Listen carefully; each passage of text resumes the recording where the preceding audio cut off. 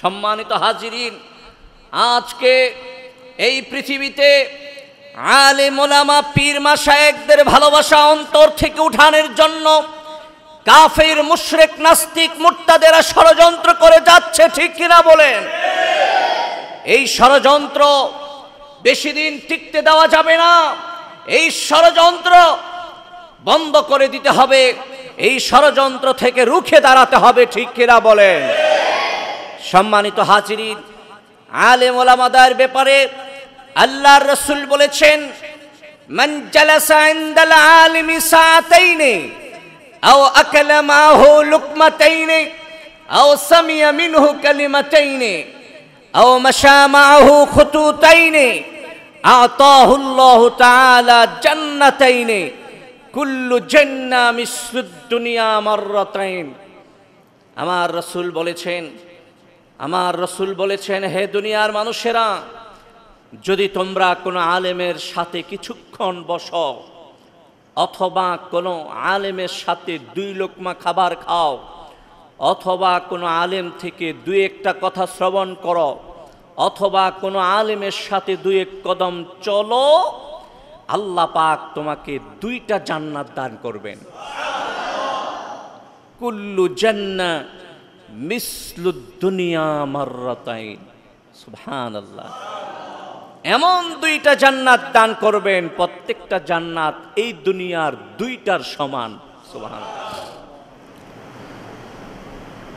من يهد الله فلا مضل له ومن يضلله فلا هادي له ونشهد أن لا إله إلا الله وحده لا شريك له ونشهد أن سيدنا ومولانا محمدًا عبده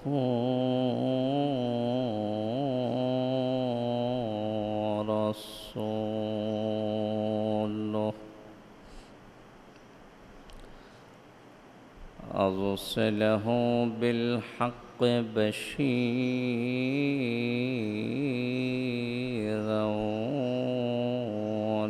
ونذيرا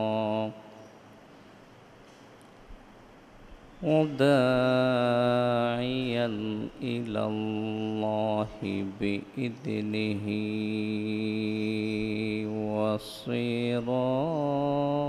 وسراجا منيرا. أما بعد فأعوذ بالله من الشيطان الرجيم. بسم الله الرحمن الرحيم. إنما يخشى الله من عباده العلماء. وقال تعالى في شان حبيبه ومحبوبه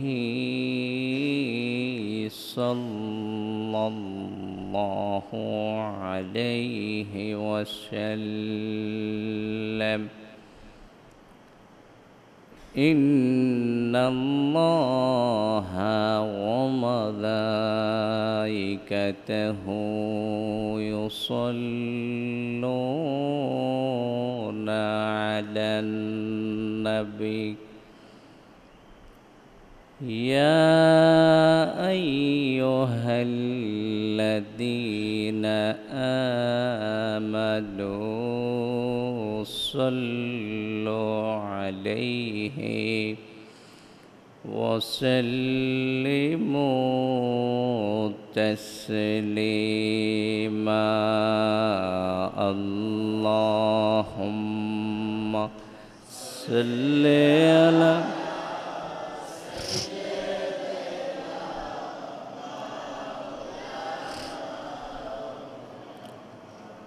وعلى آل سيدنا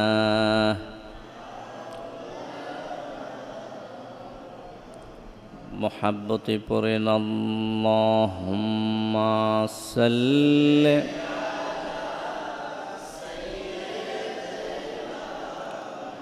مولانا محمد وعلى آل سيدنا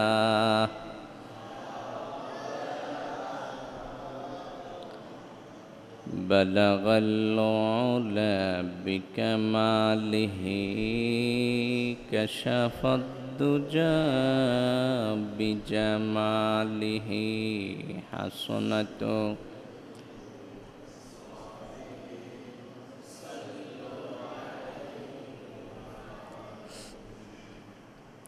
সম্মানিত মুসল্লিয়ানে কেরাম, আল্লাহ পাকের দরবারে আলিশানে শুকরিয়া আদায় করছি।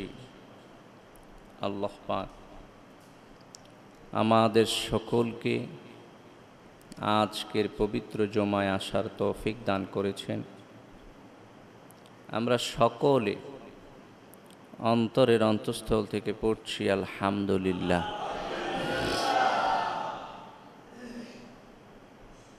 সম্মানিত হাজিরিন, আপনাদের সামনে আমি কোরআন থেকে একটুখানি তেলাওয়াত করেছি। সেই কোরআনের অংশ বিশেষ যা আমি তেলাওয়াত করেছি সে ব্যাপারে অল্প কিছুক্ষণ আলোচনা করব ইনশাআল্লাহ। আল্লাহ পাক বলেন, ইন্নামা ইয়াখশাল্লাহা মিন ইবাদিহিল উলামা। আল্লাহ পাক তার কালামের মধ্যে বলেন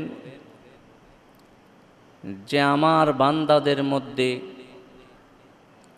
আমাকে সবচেয়ে বেশি ভয় করে আলেম উলামা। আল্লাহর কাছে ইলমে দ্বীনের ফজিলত, আল্লাহর কাছে আলেম উলামাদের ফজিলত অনেক অনেক অনেক বেশি। ইলমে দ্বীনের ফজিলত কত বেশি, ইলমে দ্বীনের গুরুত্ব কত বেশি, আল্লাহর রাসূল বলেছেন, তলাবুল ইলমি ফরিদাতুন আলা কুল্লি মুসলিমিন ওয়া মুসলিমা। ইলমে দ্বীনের গুরুত্ব এত বেশি, প্রত্যেকটা মুসলমান নর নারীর উপরে ইলমে দ্বীন তলব করা, অন্বেষণ করা ফরজ। সম্মানিত হাজিরিন, আল্লাহ পাক হযরতে আদমকে ইলমে দ্বীন শিখানোর মাধ্যমে সম্মানিত করেছেন। হযরতে আদমকে সমস্ত মখলুকাতের উপরে সম্মান দিয়েছেন। এটা ইলমে দ্বীন শিখানোর মাধ্যমে। সুবহানাল্লাহ বলবেন। আল্লাহ পাক কোরআনে বলেন, ওয়াল্লামা আদামাল আসমা কুল্লাহা। আল্লাহ পাক বলেন, হে দুনিয়ার মানুষেরা, আমি এই পৃথিবীতে যত কিছু আছে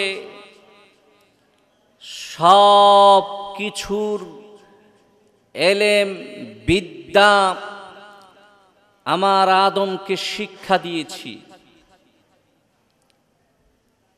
হযরতে আদমকে আল্লাহ পাক দুনিয়ার সব কিছুর নাম বলতে বলেছেন। হযরতে আদম দুনিয়ার সব কিছুর নাম বলে দিয়েছেন। পক্ষান্তরে যে সমস্ত ফেরেশতারা আদম সৃষ্টির বিরোধিতা করেছিল, আল্লাহ পাক যখন তাদেরকে ওই সমস্ত জিনিসের নাম বলতে বললেন, তারা আর বলতে পারল না। তারা বলে দিল, ক্বালু সুবহানাকা লা ইলমা লানা ইল্লা মা আল্লামতানা ইন্নাকা আনতাল আলিমুল হাকিম। ফেরেশতারা আল্লাহকে ডাক দিয়ে বললেন, রব্বুল আলামিন, আপনি তো এই সমস্ত জিনিসের নাম আমাদেরকে শিক্ষা দেন নাই, সুতরাং আমরা বলতে পারবো না। আপনি যতটুকু আমাদেরকে শিক্ষা দিয়েছেন এতটুকুই বলতে পারবো। বলেন সুবহানাল্লাহ। সম্মানিত হাজিরিন, বোঝা গেল হযরতে আদমকে আল্লাহ পাক ইলমে দ্বীন শিক্ষার মাধ্যমে সম্মানিত করেছেন। আজও যারা কোরআনের ইলম শিখবে তারা এই পৃথিবীর শ্রেষ্ঠ সন্তান, তারা সম্মানিত, ঠিক কিনা? সম্মানিত হাজিরিন, ইলমে দ্বীন যারা শিখবে, ইলমে দ্বীন যারা অন্বেষণ করবে, তাদেরকে আল্লাহ পাক এত সম্মান দিয়েছেন, এত সম্মান দিয়েছেন। হাদিসে পাকের মধ্যে এসেছে, ইন্নাল মালাইকাতা লাতাযাউ আজনিহাতাহা রিদান লিতালিবিল ইলমি।